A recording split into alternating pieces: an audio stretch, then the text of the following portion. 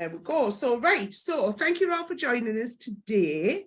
Like I say, we're going to make a really, really easy cushion, but we're going to make a reading cushion. So, basically, we're going to put a pouch in the front. So, you saw from the picture when you signed up for this, and anyone who's watching this on YouTube at a later date, it'll have been on the front screen.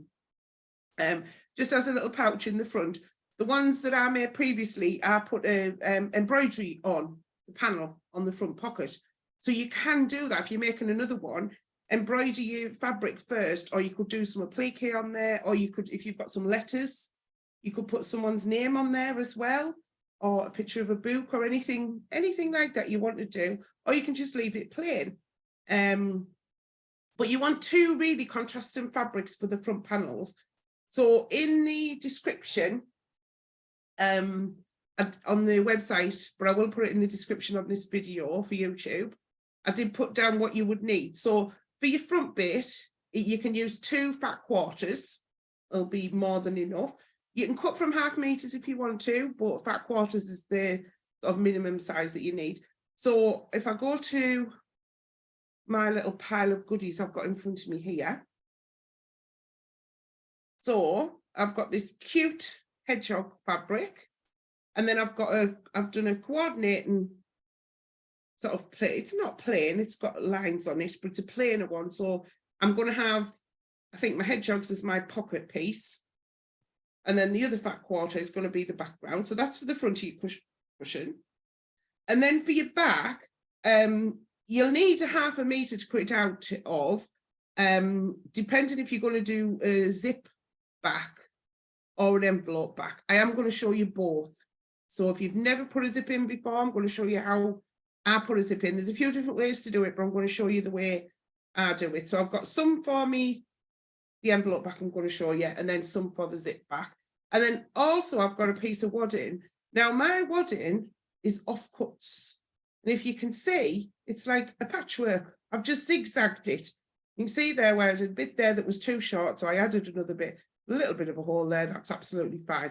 And what I like to do is when I make a cushion, I like to put a piece of wadding, or you could put fusible fleece or something like that just behind it, and it just makes it a little bit more luxurious. Now you don't have to, and I often make cushions without that, but I thought we're showing you this today. I'll show you how I put wadding on the back as well, but you really don't have to. Okay. And then the other thing, if you are going to put a zip in, you want a zip. So I've got a zip on a roll here. Zip on a roll is great because you can just cut to the length you want. And you'll see when we come to put the zip in that I'll always put a zip in that's longer. And the reason for that is, if you've ever tried to put a zip in and you've got to this ring pull bit here and you're trying to get the needle past there, and you're like this underneath the needle trying to get it out the way so you can stitch it down. Whereas I'm going to show you the way that if you have a zip longer, you can move this zip pull out of the way without taking it off, because it can be a pain to get it back on. But I'm going to show you the way that I do it. So I'll just pop that aside for now. Okay. So, oh, now I haven't got my cushion pad. It's in the other room. So my cushion pad that I'm using is an 18-inch. It's 45 centimeters. It's an 18-inch one. What I like to do with cushions is, and obviously you might have a different size cushion, tiny little bit of maths. If you've got an 18-inch cushion pad, if you want your cushion to be really plump, then I cut out an 18-inch piece, the squares of fabric. And then once you put your seam allowances on, it takes it down to about 17.5 inches. And when you put your pad in, it's nice and plump. If you like your cushions a little bit softer, then I would cut an inch bigger. So if your cushion's 18, then I would cut 19 inches of the fabric. Okay, so that's a tiny little bit of maths. You're either going to cut it the same or add an inch to give it that little bit of extra room. But I have mine where the cushions look full. Okay. Sometimes though, you can buy cushion pads that are really, really plump and too plump. If you have a cushion already and then you find that it's bulging too much, take some of the stuffing out your cushion. You just I need to put my put a slit camera. in the side, take some of the stuffing out and then stitch it back up. And my sound. All right. So who have we got tuning in there? Mandy. Hi, Mandy. Yeah. You all right? Yeah, thank you. It's good. Have you recovered from bingo last night? Yeah, that's good. Thank you. Unfortunately, I've just been telling the story, Mandy. Mandy, unfortunately, was one of the ladies who just missed out. It was very nail biting stuff. I didn't think my bingo was going to be that nail biting. So, Mandy, I'm just going to ask you if you'll pop on out. I'll just do a quick recap of what we've done so far because you've just tuned in. Are you sewing along or are you just watching? Just watching. Just watching, brilliant. Right, so I'll just quickly go over it because then you can watch it back afterwards because I am recording. Yeah, just as a recap for anyone just tuning in, I've got all my fabric pieces here. So as per the description that I put on, you need 2 fat quarters for the front, and you need to cut from 1/2 meter piece really because you need more than a fat quarter for the back. But I'm going to show you how to do an envelope back, and I'm also going to show you how to do a zip back. So I've got that as well. And then I've got my piece of wadding. So I'm just going to quickly show you what I do with the wadding bit first, because we need to do that before we do assemble the pocket. So we're going to assemble the front. So when you've got your piece cut, I could have ironed that, couldn't I? I'm terrible at not ironing, you know. I iron as I go along, but I've never ironed beforehand. So you need to have, so because I've got an 18-inch cushion pad, I need to cut out an 18-inch square. Okay. Now, for quickness, and if you haven't got a lot of room, ideally I would go to my big board, which is behind the camera, get me big square. I've got a lovely big 20.5-inch square ruler. I love it. Brilliant for cushions and bags. But if you haven't got enough room, so I'm working with handily tells you that I'm working on an A2 mat here. And at home, you might not have a lot of space to work with, and you might not have a ruler that long. So 18 inches divided by 2 is 9. So if I fold it over once and I fold it over again, ideally you would press it first so you would have no creases in. Then if I cut a 9-inch square from there on the folded side with my little ruler, I'm going to have an 18-inch square. So that's how you can do it. And with a cushion, it might be out a tiny little bit, but to be honest, for a cushion, it's not going to matter too much. Now, I haven't quite got 9 inches here. I have to have my little selvage there, so mine might be a tiny bit smaller. Put my selvage in there. So you're only going to cut where your raw edges are. Your folds should be under your ruler. So your rotary cut is not going to go near your ruler. But if you've got a big square, by all means, you can use that to cut yours out. Or use your cutting board. If you've got inches on your cutting board. This cutting board I've got here is centimetres. So I've got a little bit of my selvage there, because this wasn't quite big enough. It wasn't quite a fat quarter, but it'll be absolutely fine. That's one. So now, when I unfold that, I've now got me 18-inch square. So whatever your cushion's going to be, if you're working with a 16-inch cushion, cut a 16-inch square out. And then the piece, that's going to be the background. The piece for your pocket, again, same size, 18-inch square. So I'm just going to do that foldy little trick again. I was going to pre-cut these, but I didn't want to because I wanted to show you just this neat little trick. So I folded it over once, and it doesn't matter if you fold it wrong sides together or right sides together. Just fold it over again, make sure it's nice and smooth and you've got no folds underneath. And then you put your ruler on on top. So your folds are underneath. So you're not going to cut your folds. It's a bit smaller because my other bit was a bit smaller. Oh.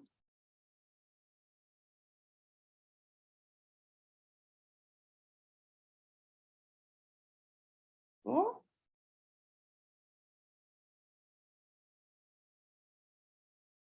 So then again, I've got that piece, and that's going to be my pocket.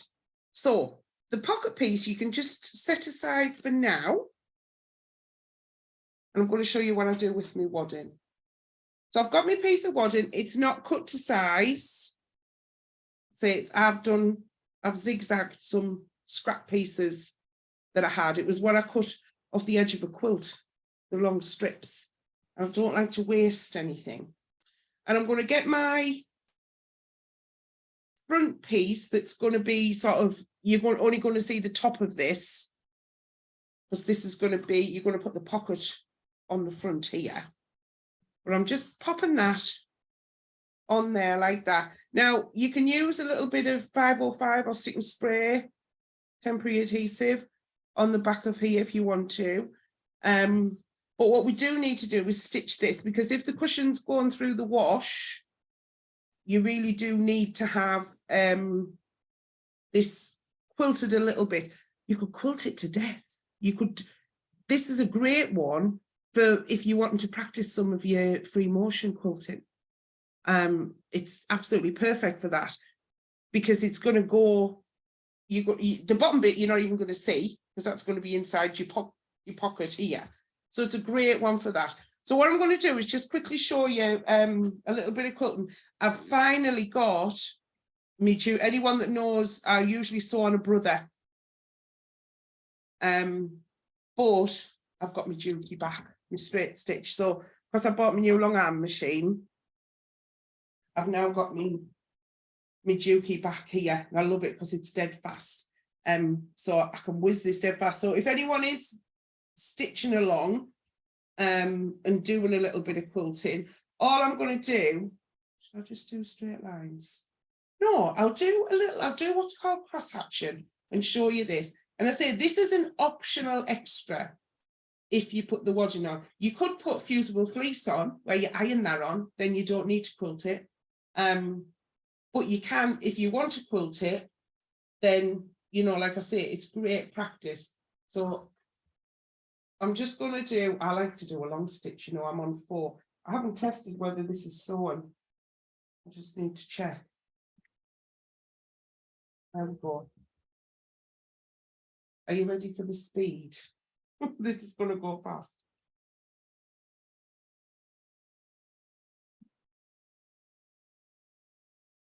Is it stitching? I think I've...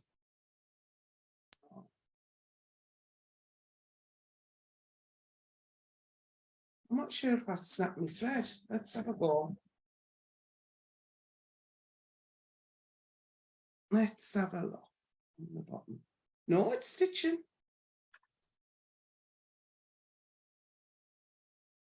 So with a cross hatch, what it is I've gone, you can draw a line if you want, but I've basically stitched from one corner to the other, not very straight, I might add. And then I'm going to come along, and I'm not going to do too many. Let's see how fast I dare go before it starts making a noise.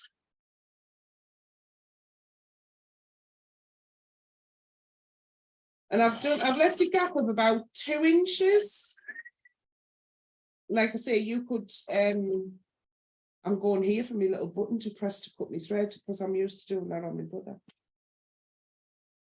But because they're on the diagonal, you could do straight ones if you wanted to and measure your gaps, but I'm just doing it quickly.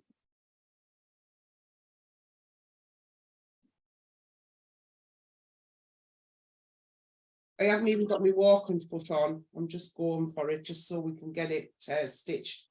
And I didn't iron it, and I switched my iron off.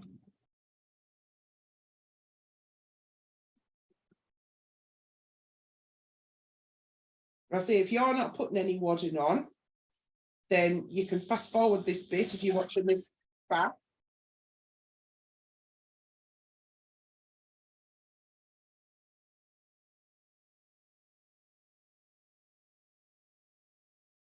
I'm just going to go the other side, and I'm doing them all the same direction.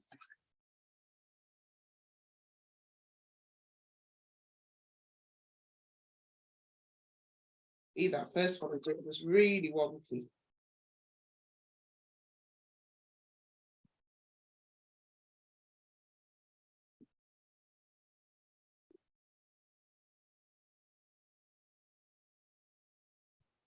I think the tension's a little bit, oh yeah, that's why.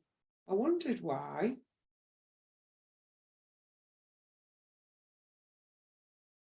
I'm just turning my pressure back down on my machine. So because I changed the settings for to do free motion on it, I forgot to do the settings. Got to change the settings on it. So a little reminder that if you are doing different things on your machine, put your settings back.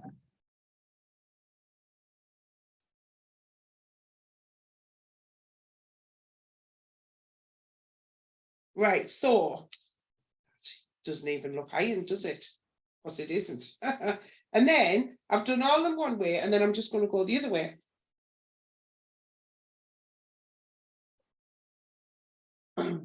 Tension's really tight.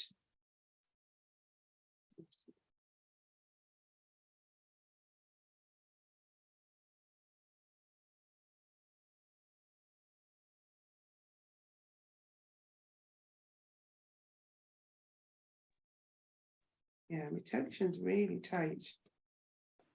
But, oh, now I've unthreaded. Right. Let's rethread.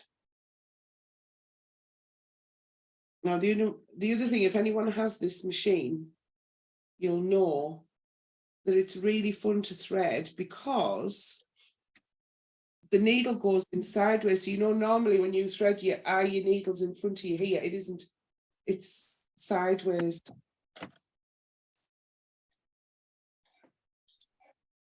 So you have to, I think it would work for me because I'm left-handed, but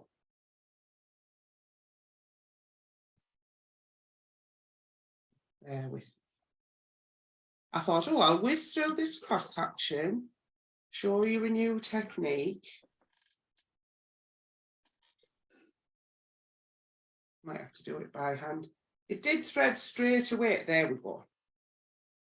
It threaded straight away when I was threading it up before we started.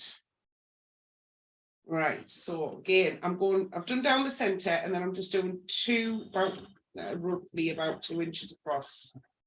Let's go a little bit slower.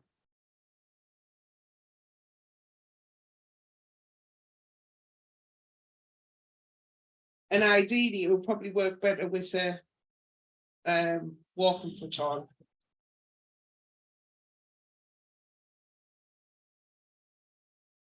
It's better for some. It's slower.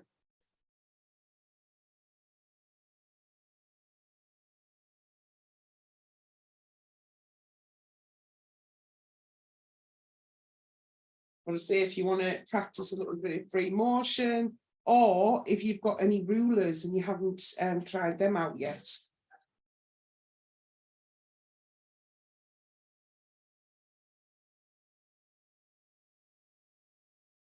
That's a good thing to try it on.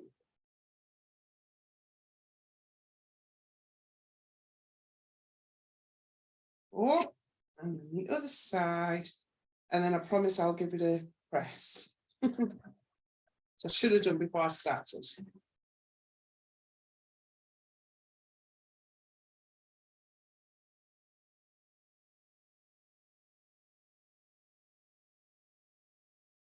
So yes, I'm hoping to change my room around at some point.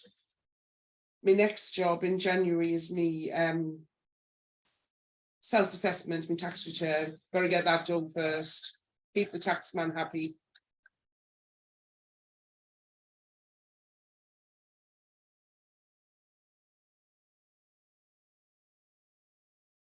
So I've decided going slow is a bit better. And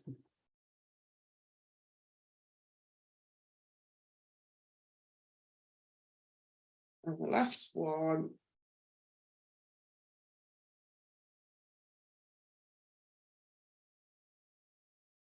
There we go. Right, so.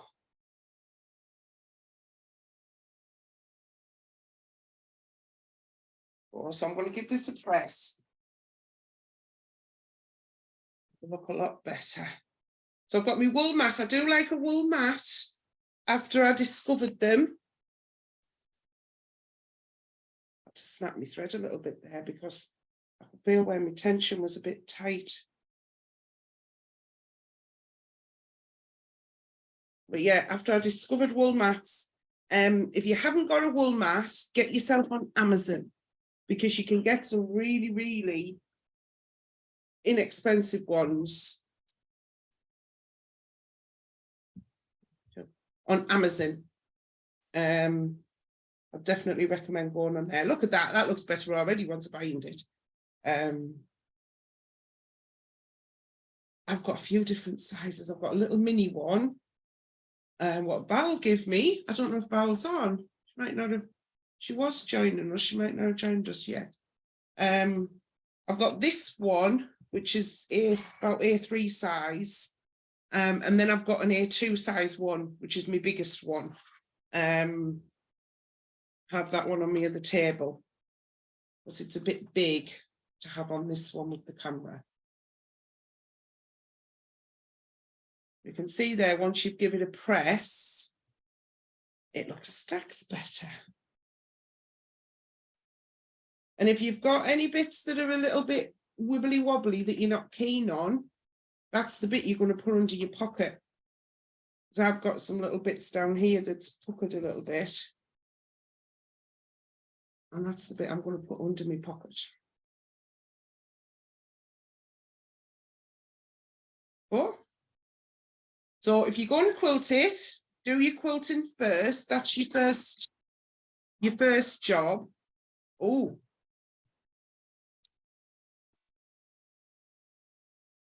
If I went off there, my battery was low on my laptop, but I've just plugged it in. Oh, we've got a few people on chat who forgot. All right, so Hazel, it's not cold here. So there's no joining up conference on. Oh, bless you, Hazel. Yeah, there's a few of us got coughs. Hi, Cheryl. Cheryl's tuned in. Is the measurements being given? Yes. So yes, so I'm doing 18 by 18. Because that's my cushion pad that I'm using, an 18-inch cushion pad. So if you've only got, say, a 16-inch cushion pad, then if you want it to be nice and plump, cut it out at 16, put your background square. My wadding is a little bit bigger, so I'm going to trim that. I'm going to trim that down. So I'm going to trim that down now, just while I've said that. Let's get me wire away off my iron, so I don't want to trim through that. And I say, if you don't have a rotary cutter and things, you can use scissors. Absolutely fine. It's not, this isn't obviously essentially patchwork, a cushion, but so you don't need all, but because I have the tools, I use them. So you'll find that, especially if you just start and getting into sewing, as your tools build up, like with any, I was saying last night when we did the bingo, my sister tuned in, and she used to do a lot of cake making, and now she's got herself a Cricut and she's fallen in love with papercraft. So she's getting rid of all the cake stuff, and she's on doing making cards and things on a Cricut. So when I was down at Christmas, a little stash was piling up of all of her Cricut stuff. So I said, yes, I said, that's like my fabric stash, just keeps growing and growing. I am going to have a bit of a de-stash though, because I've got far too much that I'm probably never going to use. So I'm just trimming that back down. But I say, if you haven't put anything on the back, yours will be still the size that you need it to. Right, so once you've got your background piece, you're going to, if you have done it quilting, you're going to look for which is your best way. And I think mine is that way. That's me better quilting that I've done at the top. So that's going to be my top. This here is going to go in my seam allowance. This was just my selvage because I just didn't quite have enough of that fabric. So I just made sure that I got it there. And then you're going to get your pocket piece.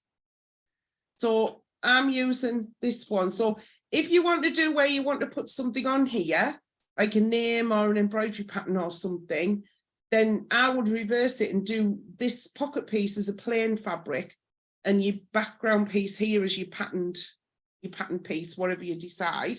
And the other thing is if you are doing directional fabric, just make sure you get them the right way, because I think if I turn that way, my little hedgehogies are upside down. So I need to make sure that it's this way. And all I'm doing is just folding it in half. So I've already cut that. I've cut this the same size as this piece.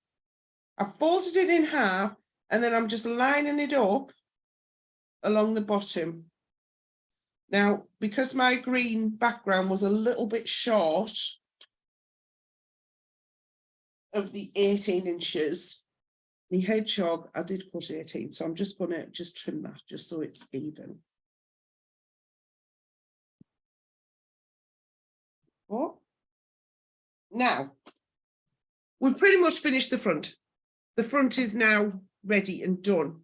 What you can do is you can actually base this down if you want to. So if you've not heard that term before, what basting is, it's a long stitch on your machine. And if you imagine you're going to do a good 1/4 of an inch or a little bit more seam allowance. Normally for something like this, I would just say have your needle in the middle and just sew with your fabric to the right hand side of your foot as your seam allowance. That's absolutely works fine. But if you do a lot of patchwork like me, in my head, I have 1/4 inch in my head all the time. If you're a dressmaker, you might have 5/8 of an inch in your head. You can do that. For this, it's fine. Maybe cut your fabric a little bit bigger because you're going to lose a lot more if you do 5/8 of an inch. So line it up all the way around. And if you want to, just baste it in place. Now, I don't normally when I put the cushion together, but I am going to on this one because as a beginner, sometimes that you'll find that may help you so it doesn't move. Okay, so I'm just going to pop a few pins in.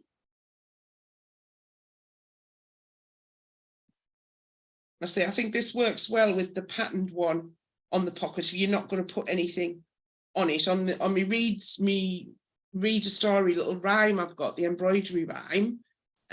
Obviously I do that first.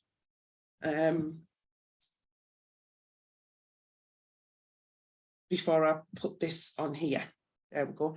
And you could also put some wadding inside of here as well, if you wanted to. If you were going to do that again, you would need to stitch it. So if you were going to do that, put your wadding in and just stitch through those layers. So your pocket with your wadding in, stitch a few rows of stitching through that first to secure it down before you attach it to your background piece to sew it on.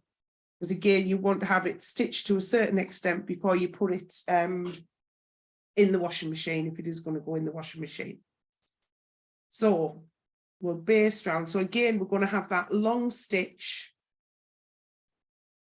on the machine. And I'm just going to sew close to the edge. So if you are used to doing a 1/4 of an inch, just do it about 1/8 of an inch. So I'm really under the foot there. I'm not up to the edge of the foot. If you do sew so far in, then just do a wider seam allowance when you stitch it down. Now, you don't need to do a reverse. And I am going a little bit slower. And I'm just stitching all the way. And don't worry if you go off the edge. come back round.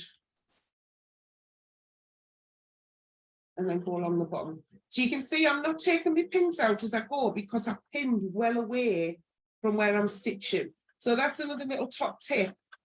So that one's a little bit close. So I'm just moving it out of the way. So it's still keeping the fabric in place. But I'm not having to take them out as I go.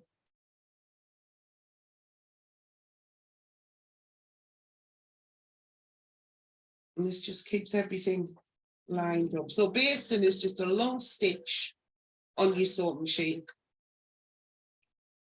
And if you've got a very, very basic machine and you don't have a long stitch, a normal stitch is fine, but I would just go slow because if you've got quite a small stitch, it can bunch it up a little bit.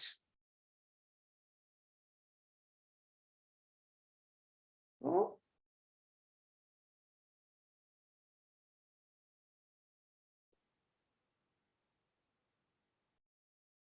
There we go. So that is the front finished. How quick is that? And if we hadn't done the quilting, it would have been even quicker because we would have had that piece of fabric. We'd have folded this piece over, basted it down and done. So we've now got that pocket. So we now can set that aside and we can work on the back. Find somewhere to put that. So what I'll do is I'll show you an envelope back first, and then I'll show you the zip one. So with the envelope back, so I know this isn't quite a ½ meter of fabric, but it was a big piece and I thought that'll work. Again, this is an offcut. I like using offcuts. I don't like wasting anything. So if we go back to my original measurements, the cushion front that I've cut is 18 by 18. Okay. When you're doing an envelope back, you need it to get the side on the back of the cushion. If you haven't seen one before, if you haven't done one before, you'll have had a cushion that has an envelope back on it. The two edges overlap, okay, and then your cushion's going inside of here. Now, I like a good overlap. So what I tend to do is I've got my cushion is 18. I'm going to halve that to 9. And I'm going to add on 5, and I'm working in inches here. So 9 and 5 is 14. So I need it to be 18 inches wide, but I want it to be 14 inches high, and I want 2 pieces. So that's why you won't get 2 out of a fat quarter, because a fat quarter is normally about 18 inches by 21. So Hazel saying your machine is silent, or have you made it that way for Zoom? The machine is quite quiet unless I'm going full pelt. But I'm wondering if it's because the microphone is picking up off this overhead camera here that I'm talking to you on. So it could be that one. So I say I want it 18 inches wide again, but I want 2 pieces of 14 inches high. So half the size is 9. Add on 5 inches. Okay, so now this is going to make it more difficult with my shorter ruler. So if you bear with us, I'm just going to go and grab my longer ruler because I can't see a tape measure to hand. I will have one. I've got loads of tape measures.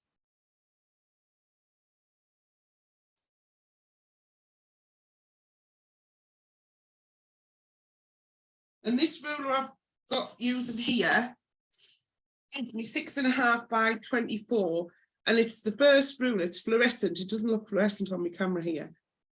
It's 6.5 inches by 24. It's the first ruler I bought. What, 10 years ago? It's still going strong. It's still going strong. So I want to cut 18 inches by 14.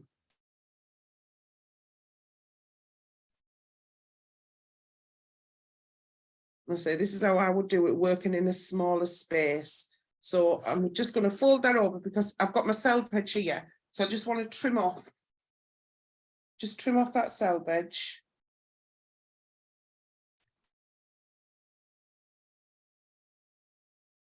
Oh.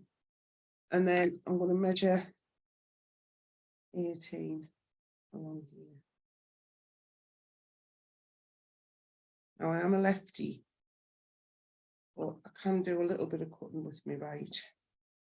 So I know that's 18 inches wide, and then I'm going to come back and sort that 14-inch part out.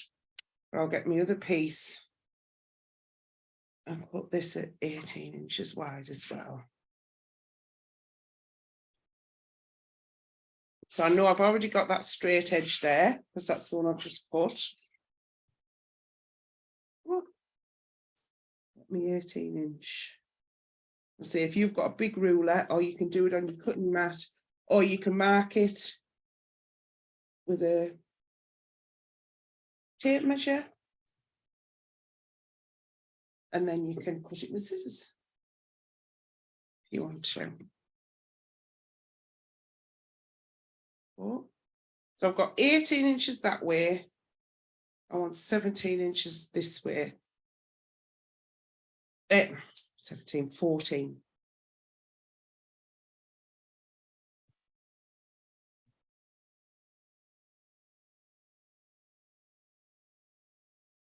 So, and I say this is offcuts of fabrics that I've, look at me, rotary cutter away.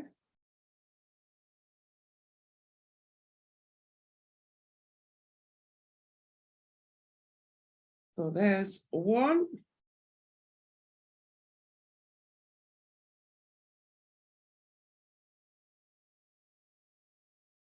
I can't remember which way I measured the 18 here. So that's the 18.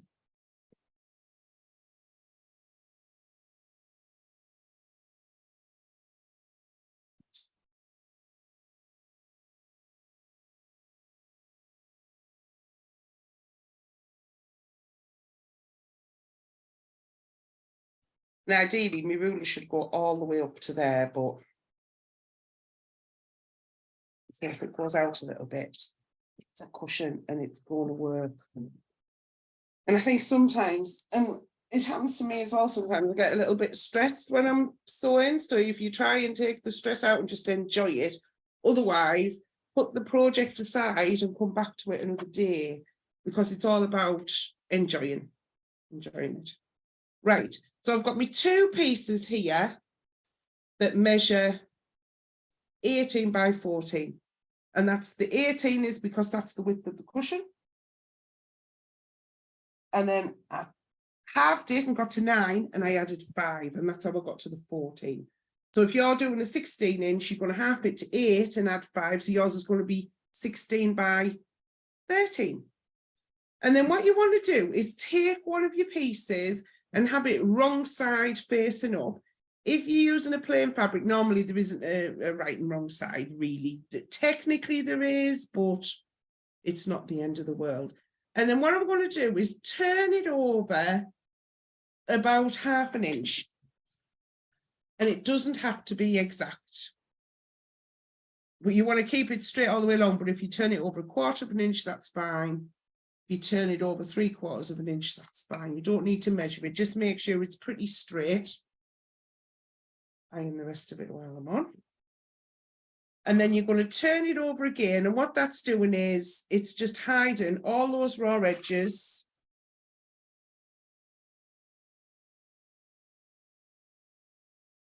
And we're going to do a top stitch on this. So you're going to do,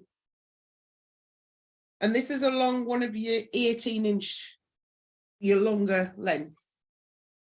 Okay, so that's one of them. And I'm going to do the other one. The wrong side facing up.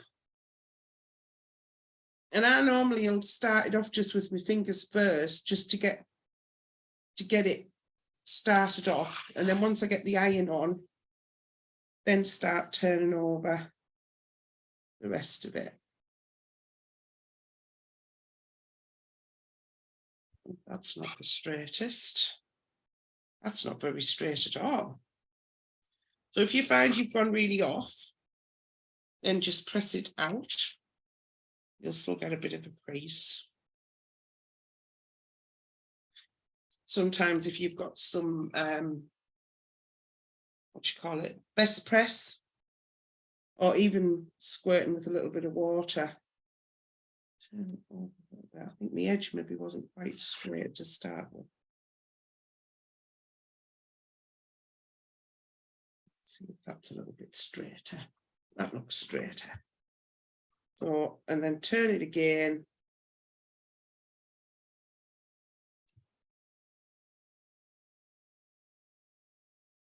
And then we're going to go back to the machine and we want to top stitch. Now, when I top stitch, I tend to do about 3.5 stitch length. Some people will use 3. You don't want it any less than 3 really, because you want it nice. If you've only got it at your 2.5, which is your regular machine setting, that can really eat into the fabric. So by having a longer stitch, it just makes it look prettier. 3.5. Now, and people have asked me this before, I'm actually sewn from the back. So this is the wrong side of my fabric. So people will say, well, top stitch, should you not be stitching from the top? It's not the way you stitch it, it's the way you see it afterwards. So by top stitching, it means you can see the stitch on the top. It doesn't necessarily mean that you have to stitch from the top.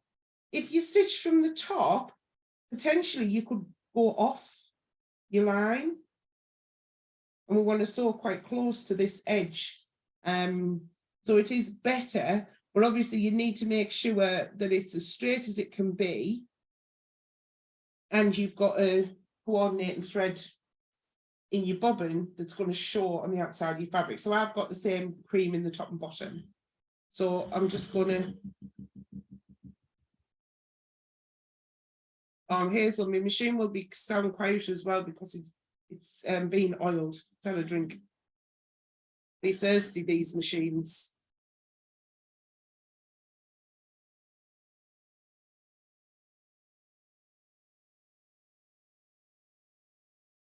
So I'm not going super fast like I know I normally do. So I want to make sure that that stays lovely and straight. And then you've got that top stitch all the way down neatly on that side. So I'll do the other one. So you can sew it from the other side, but I do prefer to do it from the side that I've got the fold on, so I can keep an eye on it.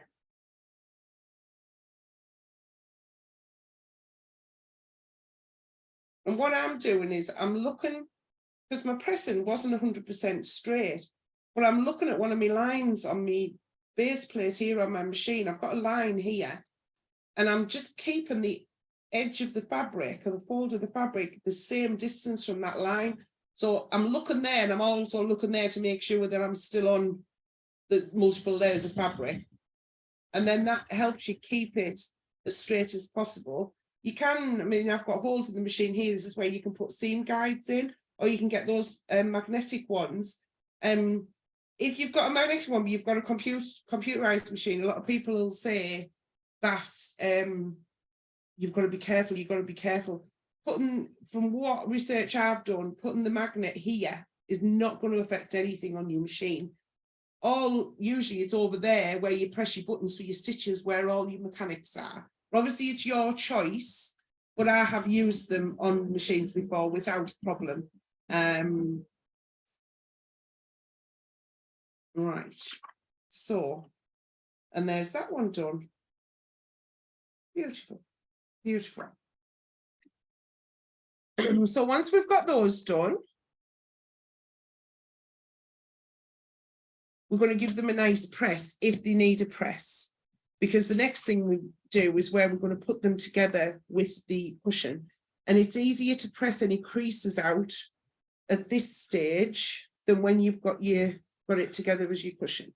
You will give it another press, but so, and also because I've stitched that, and I'll give it a press from the right side, and it just crisps that edge up.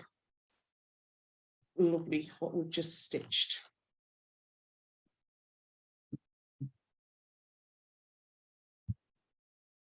Oh, and don't forget, girls, I'm going to do a giveaway. So for you, those of you who are live, I'm going to do a couple of little giveaways for everyone watching. I'll do that once we've got it finished. Nice little Friday night treat. All right, so we've got those stitched, and that's the back done, and now we're ready to put the cushion together. But what I'm going to do now is show the alternative and show you how to put a zip in. And I've done so many of these. Once you do a lot of them, you will soon get into doing them. That wasn't my piece I was using for the back. Found some smaller pieces. It's not one.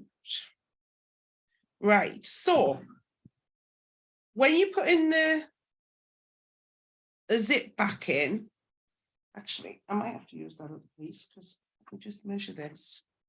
Please be 10 inches. Oh, yes, it is.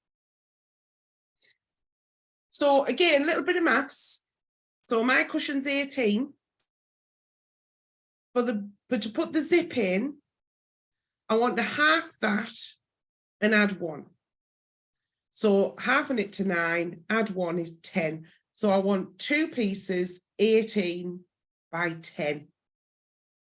Okay, so if you are doing a 16-inch cushion, yours will be 16 by half of that's 8 plus 1 by 9. Okay, and that gives you just that extra bit of fabric but to put on, adding the zip, and also I'm doing a lapped zip so it covers the zip, so your zip's not showing, because you can put it in a cushion with your zips showing, but I like to have the little fold over lap bit just to hide the zip. So again, we want 18 inches across. So I'm just doing me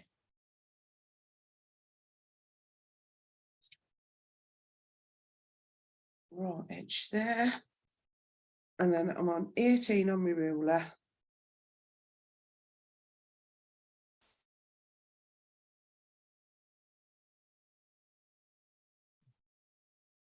So there's me 18 inches across.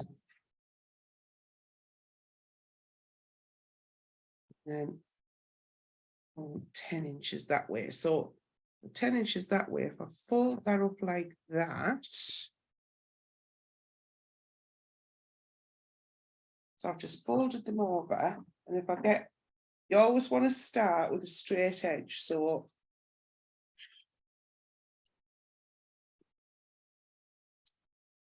I am cutting sitting down where really should be cutting standing up. And then, oh, it's just short of 10 inches, but it'll be right. It'll be right.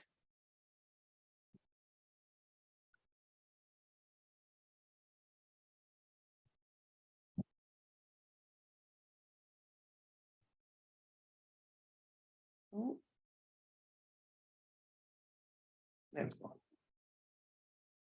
So I've got 18 inches by 10. Now, you can do, if you do this and you find you're a little bit short, then do 11, add another inch on, because you can always trim it down. Okay, so I've got my 2 pieces of fabric there. This bit was a little bit too short. See where it's just a little bit jagged, but that's fine because I'll do that on the outside.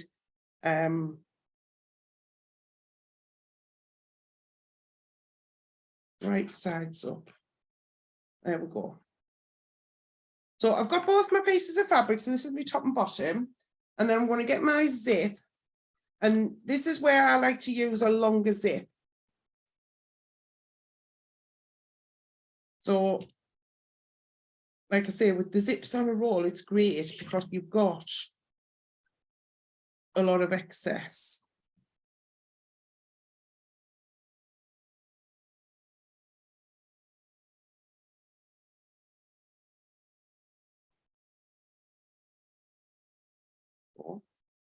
And if you do have the zip on a roll, try and have where you're keeping the zip closed all the way along. So if you, I don't know if you noticed what I did there, I pulled an extra zipper down. So I had the zip pull that I want in the center. This is open, but it's going to close when I move that one out the way. Because it's better to put it in if you've got it closed like this. So I want some extra. Get me paper scissors. So maybe three inches or so. With zip on a roll, you can afford to sort of cut that extra length. Fasten that back up and keep tidy. Okay. And then what you want to do is move your zipper the closed way just up to about 1/2 inch away from the edge. Okay. Oh, so Helen's never seen the zips on a roll before. Yeah, you get usually these ones I got from Crafter's Companion. You can get them other places. These you get 5 meters of the zippage, and you get 10 zip pulls on there. They're really good value. But you can buy. I bought some from eBay before, and if you search continuous zip on eBay, you'll find some. Amazon will probably sell it as well. And you can say how much you want and how many pulls you want. But with these ones, the zip pulls are already on. Sometimes you can buy them and they're not, and you need to put the zip pulls on yourself. But they are good if you do, especially if you make a lot of cushions and things like that, bags. They last you ages. I've got quite a lot where I've got no zip pulls, so I really need to order some. You can get zip pulls on eBay. I really need to order some zip pulls because I've got loads of the zip, but I've run out of the zip pulls. So you're going to move this as far along. Then if I move this along, you can see I've still got a little bit extra there, but I've got all this space here. So that there is going to be nowhere near when I'm stitching it on. Excuse me. So I say there are a few different ways of putting zips in. This is the way I do it. And I do find that it works an absolute treat, especially for cushions. So I've got my fabric right side facing up. I've got my zip right side facing up. Okay. And then I'm going to turn my zip over so it's right side down onto the bottom piece. So this is the bottom piece. Okay. And then I'm going to pop a little pin in. Now, you can use a little glue stick and glue it down. I'm not going to do that today because everyone may not have a glue stick. But can you see I'm not pinning right at the edge? Because if I pin right at the edge, as soon as I take it to the machine, I'm going to take it out, so it's going to move. So that's why I've pinned it further down. Now, you can pin all the way along, or you can clip if you're using quilting clips. You don't have to, but starting out, I would say to try pinning it, and then you feel like you've got it a little bit more under control. And all you're doing is lining up the end of the zip there to the raw edge of your fabric. Now, zips can stretch a bit. They don't feel stretchy, but when you put them on, they can move a little bit. So keeping them closed like that, the zip pulls here out of the way, and then we're going to stitch that down. Okay. Now, I haven't got my zip put on the machine yet, but I will put it on. What I'm going to do, though, is just show you, because the zip put for this machine is slightly different. I'll show you the one that's on my brother machine that you'll have got with your machine. With most domestic machines, it's a zip foot like this. And you can clip it on to either the left side or the right side of your machine. I always like to clip it on to the left side of the foot when I'm using this one. And you'll see when I put this on, I'll just get me screwdriver. It's the only thing with the this machine, you do have to unscrew for every foot. It's not like just like a little pop on and off. You can get little gadgets, but it doesn't take long.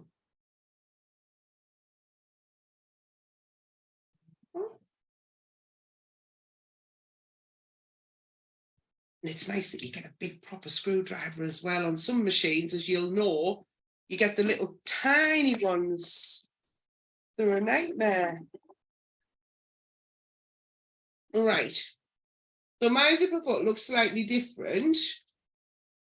But if we look at this one here, where I was saying you're going to clip this onto the side of your machine here, so your needle's going to come down on the left-hand side of the foot. And that's where my needle's coming down on the left-hand side of my foot here. And that's what you want it to do. So you're going to get your one, and obviously we haven't clipped that first bit, but you're going to pop it under and put your foot down, and your foot wants to be just maybe 2 or 3 millimeters away from the nylon part of the zip. We can't see it, but you know it's that bit in the center. If you can see it, you've put your zip on the wrong way. I'll turn it this way. So if you can see it, take it out and flip it round, because you don't want to be seeing that at this point.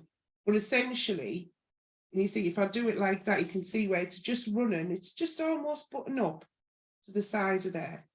Okay. And then I like to put my needle down, just do a couple of stitches just to get it going. And then you're just going to sew down. Now, you want to put your stitch length back down to about 2.5. And when you take your pin out or your clip, just again, make sure that that lines up. And I'm just keeping it as even as possible. And when I'm sewing, I'm looking in 2 places, 3 places actually. I'm looking here to make sure that my needle's not going into the center where those nylon teeth are. I'm looking at the right-hand side of my foot to make sure that I can always see the same amount of zip, so it's even. And then I'm also looking here to make sure that the zip is still lined up with the raw edge of the fabric. And you find you can sort of see them all together at the same time. It just keeps it all straight.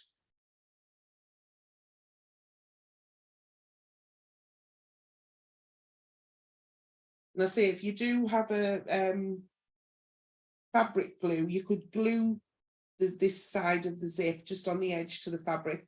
Or you can get that double-sided tape, quilter's tape, you can use that as well. But like I say, I'm doing this way today because I know everyone's going to have pins.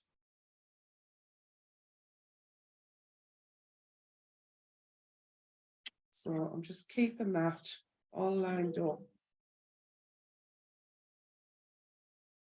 And when we get to the end, I'm going to stitch off onto the zip. Past the fabric. It's going to get trimmed off anyway. There we go. And then we'll look at the other side. That's all straight there. And then when you flip it back, and you see that it's not right at the teeth, but it's just 2 or 3 millimeters. I could have gone a little bit closer if I wanted to, but I don't like to go too close in case I go into the nylon. Because if you go into that, you're going to have to unpick a little bit and re-stitch it. So yeah. So once you've done that, you need to top stitch it down, but my top tip is to give it a press before you do it, and then you don't get no crinkly bits. So have you ever stitched down something where you've stitched you've started stitching and the foot is dragging your fabric and it goes a bit, I can't describe it, like a bit crinkly. Oh, thank you, Hazel. Hazel said she likes my method of teach. So yeah, you can go a little bit crinkly. So what I like to do is get it on my board and just ease it back like this, so you're not getting any folds. Now you can put your iron onto a nylon zip, not for a prolonged length of time, but it can touch it. Okay, so just give it a little bit of a press. Like that.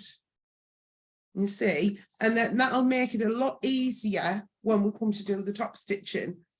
So I'm going to lengthen my stitch again because we're doing top stitching, back up to 3.5. Now this time I want to make sure that I'm stitching on the fabric, so I'm going to turn it round. Now this always seems foreign to me because I rarely sew with my fabric to this side. Usually you have your bulk at the left hand side, but for this one, keep your zipper foot on, and this time instead of lining the left hand side of your foot up to your nylon, you line it up just shy of the edge of that fabric. So it's literally just a couple of millimeters away, and then you're going to sew. And what you can do is just keep going like this and keeping that flat, but you've already pressed it, so it's not going to move up. Whereas if you tried to do this without pressing, you would have to really be doing this, because you'll find that your fabric might pucker a little bit. It may not, but if it does, then try doing it with pressing first.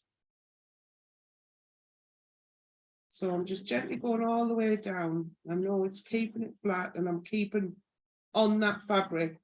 You can, if you go too close to the edge, just pause and just slightly angle it over. Because if it angles over a little bit, it's not going to draw into the eye. If you fall off while you're top stitching, sometimes it is better to take it out and redo it, because your eye will be drawn to it. Except it won't be on this bit because it's going to be covered up because we're doing a lap zip. Which, if you've not heard of one of them before, once you see it, you'll be going, ah, yes, I didn't know that's what it was called. So again, I'm just stitching off the edge. And then we've got a beautifully placed one side of your zip. So that's one side done, okay? The other side is slightly different. So with the other side, let's bring our pieces back in front of us. So again, we've got right side of fabric facing up. We've got that zip. Now, you can see a little bit on the camera that that's a little humpy, because it's weird. Zips stretch and you haven't even touched that side, but they do go a little wibbly wobbly. So sometimes put this a little bit bigger and you can always trim it down afterwards if you find that it goes off. So this time I'm going to bring my top piece over and I want to make sure that it's lined up with the sides of my fabric here. And then this time I'm going to pin from this side so I can't see the zip. The zip's underneath. And this is why it is good here just to pin it in place. I say you can adjust as you're going along. So all the way around. I say, if you've done the envelope back and you didn't want to do a zip and you know how to put the cushion together, you might have gone by now. I don't mind that, that's okay. If anyone does have to leave early as well, don't worry. You can watch this back, because I'll put it up on YouTube, or it'll be in a couple of days. I don't know whether I'll get it done tomorrow. And then I'll post the link on my page. So there we go. So the key bit on this piece is get these edges lined up and these side ones, making sure they're lined up. And then we're going to go back to the machine, put your stitch back down to 2.5.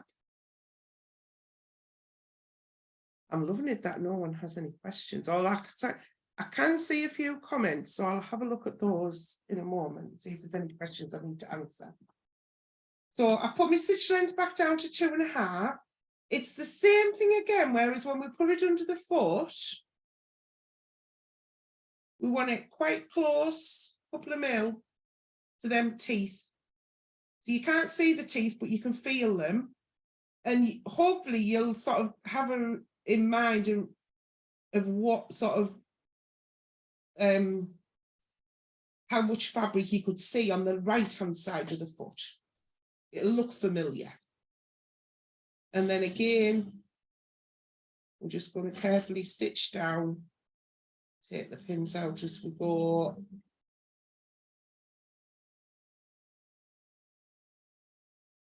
The other thing as well, what the wool mat's good for is popping your pins in as you're going along. Just remember to take them out before you start ironing.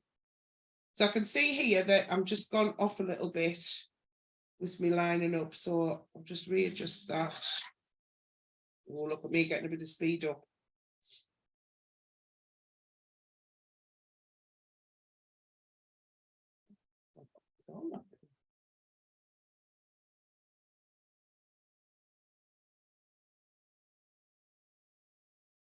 I've never actually glued a zip. I know some people do, and some people put the tape on.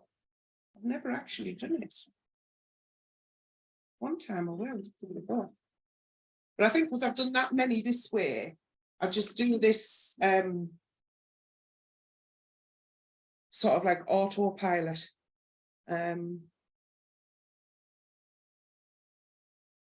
So we've got that little, see there, I've got me in there. Giant pin cushion. So I've got this like this. So again, I want to give it a press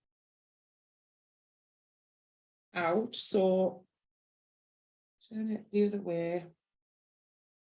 And when you press it, just make sure that your zip is laid flat. So if you lie it down that way first, and then take your fabric back, just make sure your zip's laid flat. You can see there where I'm just pushing that with my finger, and then I'm going to, that's it. And I'm like pressing it away so I don't get a fold. Like I say, your iron can go on that zip for a short length of time. Not going to cause any problems. Right.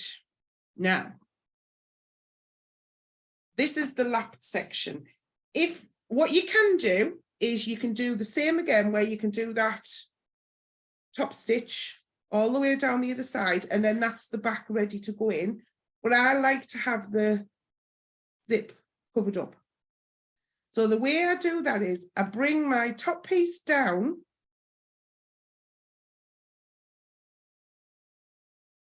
and if you're doing it this way, then you don't need to press it because it works without pressing. Can you see I'm in the center first? And what I'm doing is I'm just bringing this fold down just over my stitches underneath on the other side. I'm just bringing them down. And then I'm going to get a pin, and you do need pins for this, not, and it's better without the mat underneath. Clips won't work for this one because you need to have it pinned. So I'm going in the center first, and I'm pinning where the stitching is underneath. And I'm pinning that way. So it's key to have your pin that way. And then work along.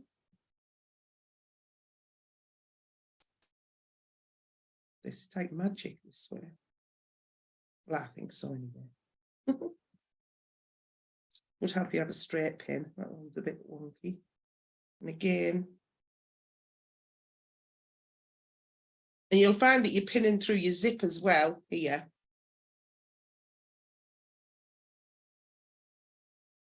but you must put your pins on this side. If you put them on the other side, it won't work. So then I'll go at the other side, and doing it from the middle outwards just keeps it all even.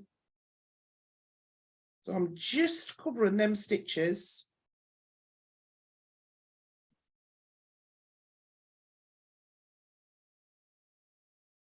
Oh, so I've got all of those pinned. Now I'm going to turn it over. And what we're going to do is we're going to go back to the sewing machine. We're going to put our top stitch on, so 3.5. And I'm going to stitch down this other side. You can see where your pins are here. So we're not going to sew near the pins. We're going to come back to the machine. You want your pinned piece on the left-hand side. And what you'll be able to see is your row of stitches from last time on here. So when you put it under your needle, you want to move it over slightly. So you're always going to be stitching to the left, just the left slightly of those stitches. Now, this is where it came in handy that we didn't stitch right up to the zip before. You know, when I was saying leave 2 or 3 millimeters, this is why. So you're going to stitch. Now, what I'm doing is I'm going to keep an eye on my stitches just being on this, just touching the front of that foot, lined up with that. I've got my long stitch length on. And this is where, again, you need to have the right colour in your bobbin, because it's your bobbin thread that's going to show. I mean, you can stitch on the line if you want to, if that helps. If it wobbles a little bit, it's fine. But because those pins are in the left-hand side, you see, they're not affecting anything. I couldn't stitch down here, this side, because the pins are there. Now, you'd sew the whole thing up. And we're just going to steadily stitch all the way down. And what can happen is sometimes the edge of your pin might stick in your base of your machine. That's done that to me before, and it's made me jump. And I was like, oh, what's caught? So just stop, take your foot off the pedal and lift it up. And if you need to, pull the pin out. But as soon as you feel something catching like that, always stop and just have a little investigation. So mine didn't catch on there, but it has in the past. Okay, so then you see now that we've stitched all the way down that side, and we need to get the iron out again. I should have warned you that there was a little bit of ironing. There we go. So if we take that out and take the pins out,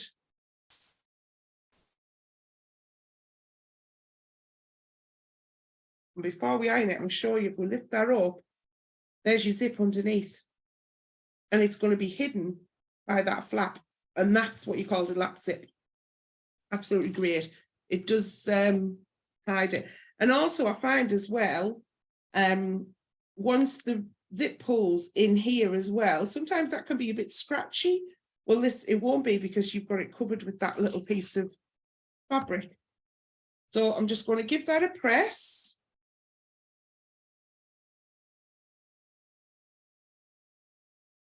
And then what we want to do now is just secure the ends of the zips so that zip pull doesn't come off. So I normally do the end where the zip pull isn't first. So, and this is where you can see how it helps that that zip's closed. So if I go back to the machine,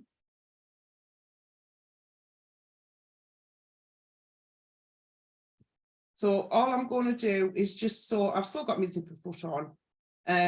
I'm really close to the edge, so I'm in the seam allowance, and I'm just going to stitch down. Now, when you come to the zip, you can sew through the nylon zips, but just do it very slowly. And if your machine judders and doesn't like it, then what you can do is you can hand crank it. But then if your machine still doesn't like it, you can do this. Right, I've got to the zip there, and it's thinking, oh, it's not going to like going over that. So with the hand wheel, I'm turning it towards me, so it's going forward a stitch. But then I'm just lifting my foot up, moving it back. So when the needle goes back down now, it's going to go the other side of the nylon. It's not going to hit the nylon, but it's stitching on the fabric. So it's still, can you see that it's still stitched there, and it just keeps that fabric together. Okay. Now on the other side, before you do that, you need to bring your zip pull along. You can tell I've done that. I've stitched that and then gone, oh, I haven't moved my zip pull in. And you've got to unpick.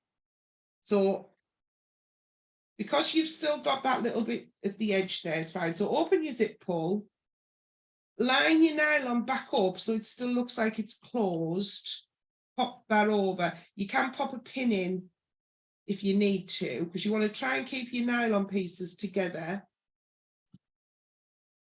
And then again, I'm actually going backwards and forwards on the lap piece, that folded piece, and the zip, because that's still going to actually hold the pieces together. And then just go backwards. Just backwards and forwards a few times, and then that really secures it. So now, even when that zip's open, that's not going to move, and then you can just trim off that excess zip, and that's worth wasting, isn't it? For less hassle of you getting yourself in a knot trying to get the needle past the zip pull. It can be done, but it's better. It's better if there's an easier way. Right, so that's the zip. So hopefully if you haven't got a zip in before, you'll give that a go, and you'll like it. I always do it with my zip pull from the left as I'm looking at it. I don't know if that's because I'm left-handed, I'm not sure. But if you want to do it from the right-hand side, it's the same method, you're just doing it from the other side. So I'm just going to cut off my zip there. Now I've opened my zip about, well, more than halfway. I am going to open it more, but I want to pin my layers together first before I do it. But what I'm going to do is show you how you put this one on and pin it, but I won't stitch it. And then I'll show you how to do the envelope back one. So you've got the right side of your zip back facing up, and you want it so your lap bit is opening from the bottom, and then get your top of your cushion. You want to have it so you've got your pocket at the bottom, and then put right sides together with your back. Now what you'll find is that your back is still a little bit longer, top and bottom. Mine's a bit shorter this way. Why this way? Because my piece wasn't exactly the right size. But you'll find that your top and bottom, you'll have a little bit of excess to trim.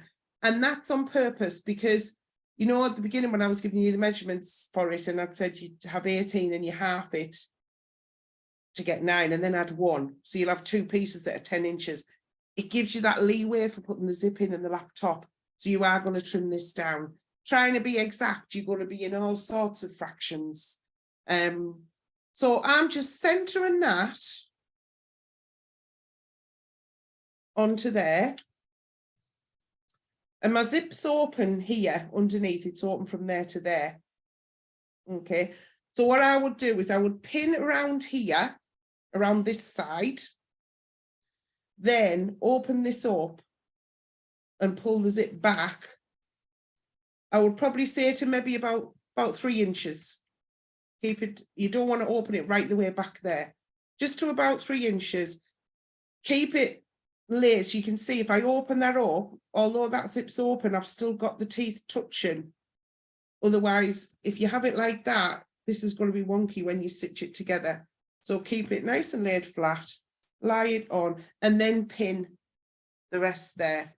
And then you can stitch all the way around using this piece as your guide, because this piece is the exact size.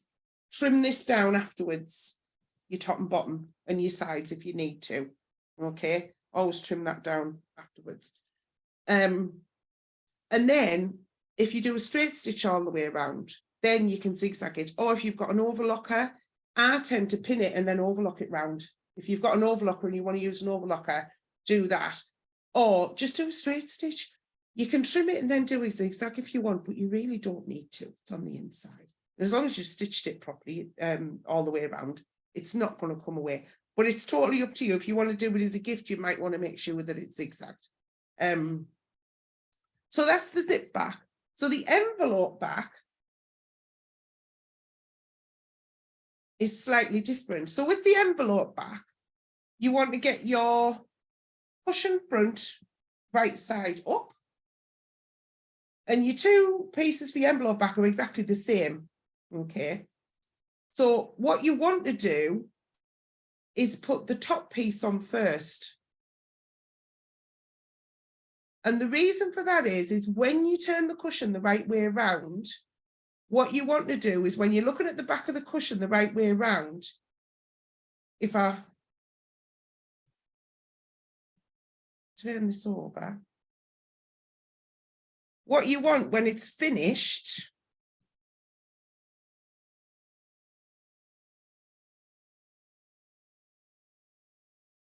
is like this.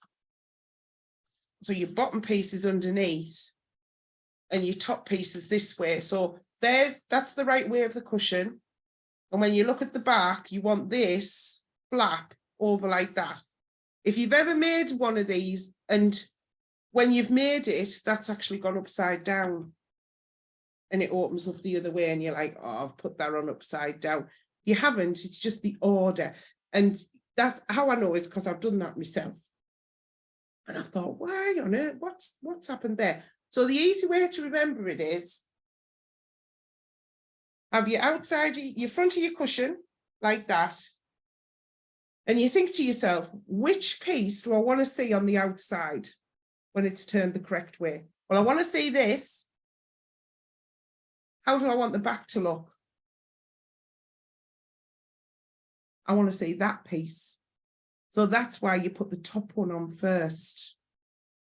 So the piece you want to see on the outside, if you like, is that top piece. Hopefully, I hope that makes sense. Because it took me ages, years ago, and I was trying to work it out, and I'm thinking, why is it doing that? Why is it doing that? Okay, so you're going to get that one on nice and straight, and we want right sides together. And then you're going to get your other piece and pop that one on. Now, again, if you've got overhang, that's fine. You can trim it down afterwards. Thread in there.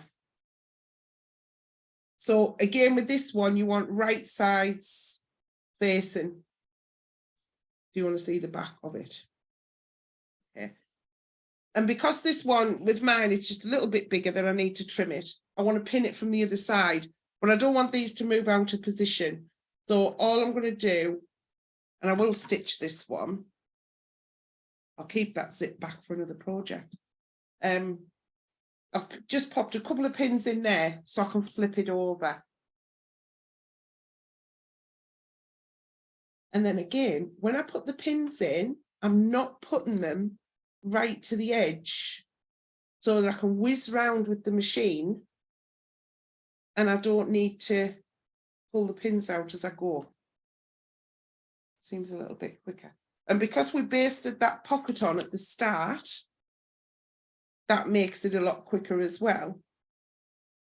The one thing that I'm just wary to make sure that I pin where it overlaps, where my back overlaps, just to make sure that that doesn't fold and move out of the way. Let me just pop a little pin in.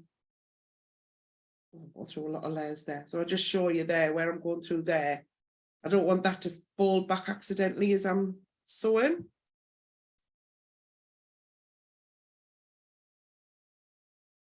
Oh. What I do on my big table, you know, about my big square I was talking about. See now, if I look, can you see there how that's moved? So if I hadn't looked and pinned that, that wouldn't have stitched. So I put my big square ruler underneath and then I spin it like a rotating board. That's it. Close to the edge.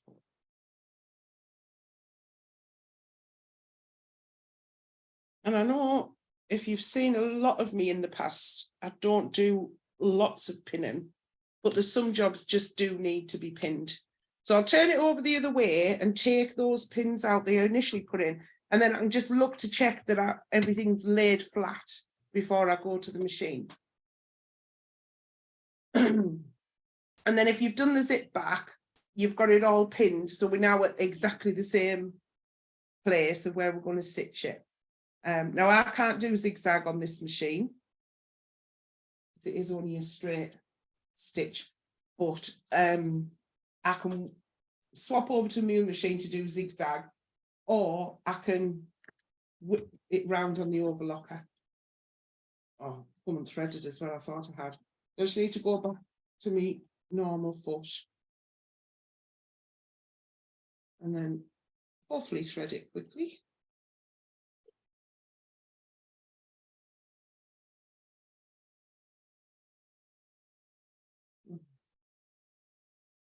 Right, let's have a go, see if the needle goes there. Hey, look at that first time. Sometimes it's first time, sometimes it takes a few times. Oh, and be careful not to rod yourself. And then what I'm going to do is I'm just going to stitch all the way around. It doesn't really matter where you start, because you've got it well pinned.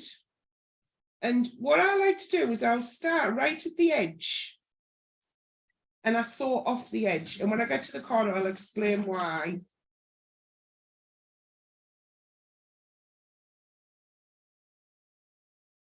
And I can see where I've started here was where I basted the pocket on. So I know I'm well inside those stitches. What I need to remember is where my selvage is to make sure I put a decent hem along there. It's up this one. Right.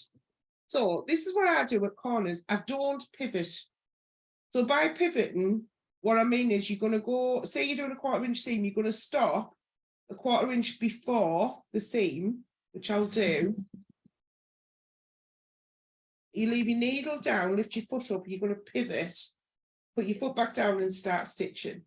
Now, in that corner, all you've got is that one thread going around that corner for strength. When you're trying to poke your corners out, sometimes, or you trim them, you can be a bit overzealous and poke through. So this is what I do, give a little bit more strength. I stitch off. Okay. I don't cut my thread, I don't pull my thread out, maybe a little bit to get it round the corner. And then I start again. Now I'm doing a bigger seam here because I've got my selvage there. And then I start stitching from the end. Ooh.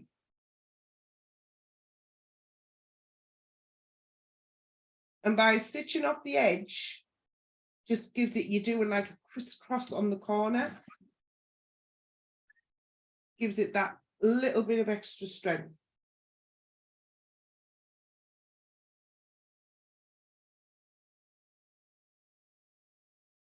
So we're going to trim these edges off.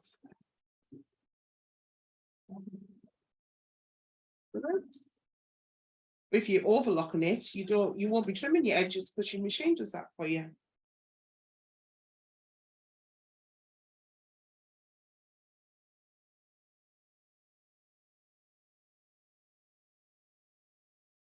Me and my dog barking.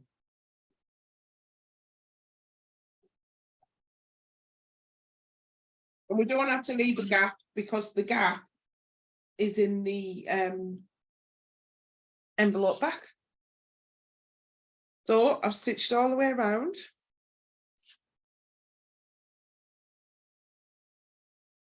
Take my pins out.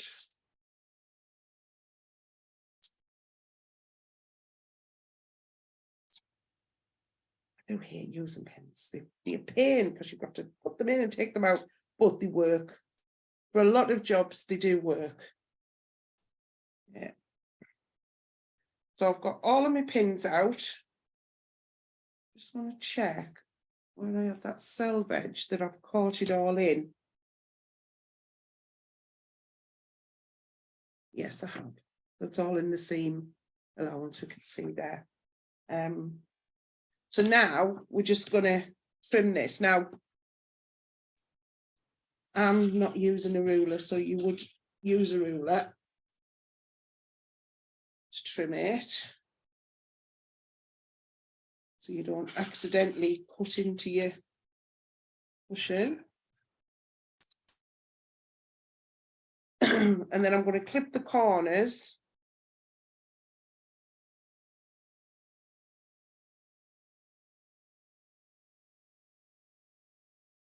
Yeah.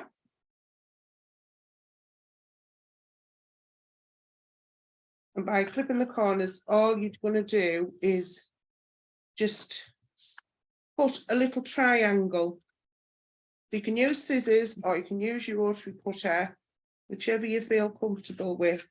But you're just taking that triangle off, and that just takes the bulk away, so you can get a nice corner.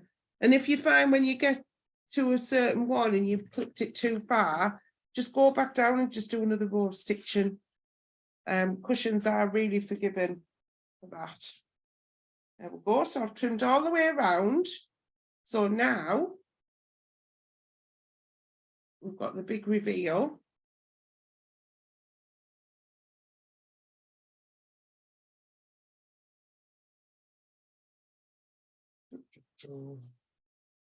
Can't put it in my cushion pad because my cushion pad's in the other room. Oh, so I need a little pokey tool or a little coffee stick. I don't know where my pokey tool's gone. And I'm just gently doing the corners. I'm not using scissors. Please don't use scissors. Unless you've got some like round-headed ones, you know, like them child scissors. Your nice corners. And then if you need to, you can give it a press before you put it in your pad.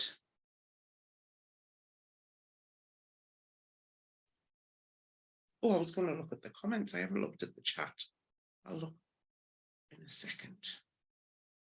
Nobody's unmuted, so that's good. So nobody had any questions. So that means you were managing to follow me along. But there we go. We've got our, I put in on my iPad case. We've got our little reading cushion, look. So it just needs to have a little press. If I flip it over, we'll see whether we got them the right way. The back, there we go. It's the right way for the back. So it just needs another little press, pop your cushion pad in, and then it's all finished. There you go. How easy was that? Don't even know what time it is. What time is it? How long did we do that in? What, 10 past, 8? That's not bad. That's not bad at all. So brilliant. So let's have a look at the chat. You can all unmute now. Let's have a look and see if there was any questions on here. Oh, we've got lots of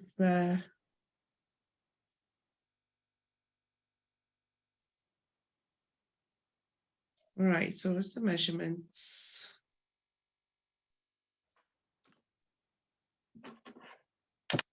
Mandy, oh, it was a sew long. Yes, it is a sew long if you want to, but you could, you by all means, you can watch, you can just watch and then have a go later.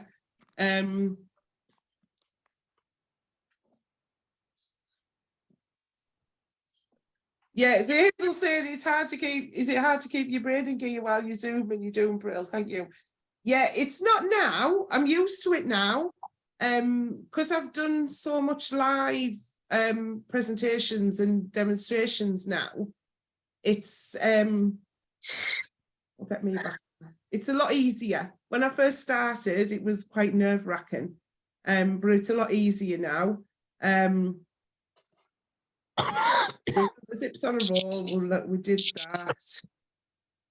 Yes, Hazel, you can do the zip insert. Give it a go. yeah, give it a go and see what you think. So yeah, so has everyone been watching? Has anyone sewed along? Has anyone done a cushion? I've got some of it done. Yeah, Brilliant. yes, look at I've that. got that bit done. Brilliant. I put my zipping, but I put one side a bit wrong. But never mind. I'll watch it again and redo it. I Yeah, haven't done watch the it I haven't done the lap bit because I was trying to follow along and got distracted.